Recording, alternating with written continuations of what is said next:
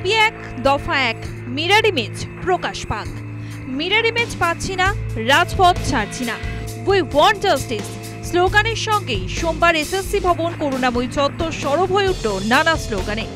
ক্লাসরুমে ডাস্টার চক নিয়ে যাদের ক্লাস করানোর কথা, দুর্নীতির কারণেই আজ তাদের চাকরিহারা হয়ে রাজপথে নামতে হয়েছে। নানা স্লোগান লেখা টি শার্টও পরে এসেছিলেন আন্দোলনকারী শিক্ষকরা। ঘোষণা মতো শুক্রবার করুণাময়ী থেকে মিছিল করে আন্দোলনকারী যোগ্য শিক্ষকরা এসএসসি ভবনের সামনে আসেন। এসএসসি ভবনের সামনেই বসে পড়েন তারা। ওএমআর শিটের মিরর ইমেজ প্রকাশের দাবি ওঠে অবস্থান থেকে।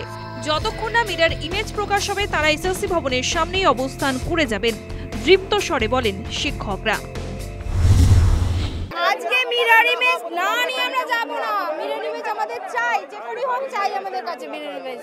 আজকে আমরা প্রত্যেকে এখানে শপথ গ্রহণ করেছি, মিরর ইমেজ প্রকাশ করা না হওয়া পর্যন্ত আমরা এখান থেকে উঠবো না। আমাদের অবস্থান বিক্ষোভ চলছে, চলবে। আমাদের দাবি 22 লক্ষ মিরর ইমেজ প্রকাশ করতে হবে এবং আমরা এই চাকরির জন্য কোনো পরীক্ষা দেব না। পরীক্ষা দিলে অন্য পরীক্ষা দেব। এই চাকরি আমরা পরীক্ষা দিয়েছি, আমাদের 7 বার ভেরিফিকেশন হয়েছে। আমরা অযোগ্য নই, আমরা কোনোভাবেই পরীক্ষা দেব না এবং যোগ্যদের নামে তালিকা প্রকাশ করতে হবে, রোল নাম্বার সমস্ত কিছু প্রকাশ করতে হবে। এসএসসির ওয়েবসাইট, নিউজ পেপার সর্বত্র এটা ন্যাশনাল হওয়া চাই। এসএসসি ভবন থেকেই 12 জনের প্রতিনিধি দল যান বিকাশ ভবনে শিক্ষামন্ত্রীর সঙ্গে বৈঠকে। বাকিরা অনড় থাকেন অবস্থানে। এসএসসি ভবনের সামনেই 3 দিন ধরে অবস্থান ও অনশন করছে যোগ্য শিক্ষকদের অন্য একটি অংশ। শুক্রবারও জারি ছিল তাদের অনশন। অনশনকারীদের শারীরিক পরীক্ষা করেন অভয় মঞ্চের চিকিৎসকরা। এখানেও কোথাও যেন এক হয়ে গেল আরজিকর এবং শিক্ষকদের আন্দোলন। চিকিৎসকদের যে যৌথ মঞ্চ, 5টি সংগঠনের যে যৌথ মঞ্চ এবং চিকিৎসকদের সঙ্গে নাগরিকদের যে সমন্বয় অভয় মঞ্চ, আমরা সর্বতোভাবে এই আন্দোলনের সঙ্গে থাকব।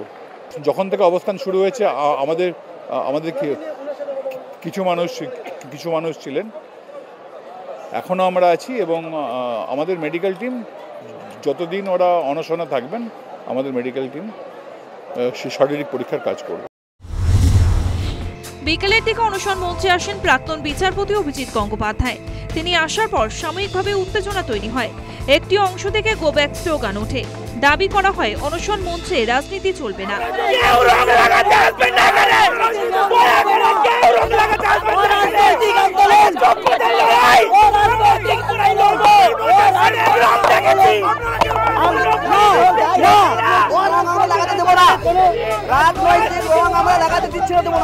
মমতা বন্দ্যোপাধ্যায় চেষ্টা করলে এখন উপায় বের হতে পারে।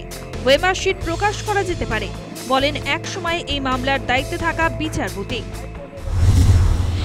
আমি আজকে সেকশন 18টা পড়ে দিয়েছি স্কুল সার্ভিস কমিশন অ্যাক্টের, যে স্কুল সার্ভিস কমিশন যখন এই ওএমআর শিট পাবলিশ করলো না, তখন সরকারের এই ক্ষমতা আছে section 18 of school service commission act অনুযায়ী যে স্কুল সার্ভিস কমিশনকে ডিরেকশন দিতে যে তুমি ওএমআর শিট পাবলিশ করে দাও।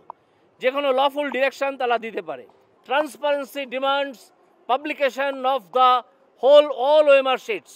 ওএমআর শিট আপনার পৈতৃক সম্পত্তি নয়। ওএমআর শিট রাজ্য সরকারের কোনো ব্যক্তির পৈতৃক সম্পত্তি নয়।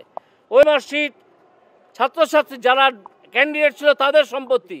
তাদের সম্পত্তি আপনি আজকে ওয়েবসাইটে আপলোড করবেন না কেন? ভবিষ্যৎ অনিশ্চিত। সুপ্রিম কোর্টের নির্দেশের পর চাকরিহারা অসংখ্য যোগ্য শিক্ষক। চাকরিহারা হয়ে রাজপথে এখন ভরসা ওদের। News time.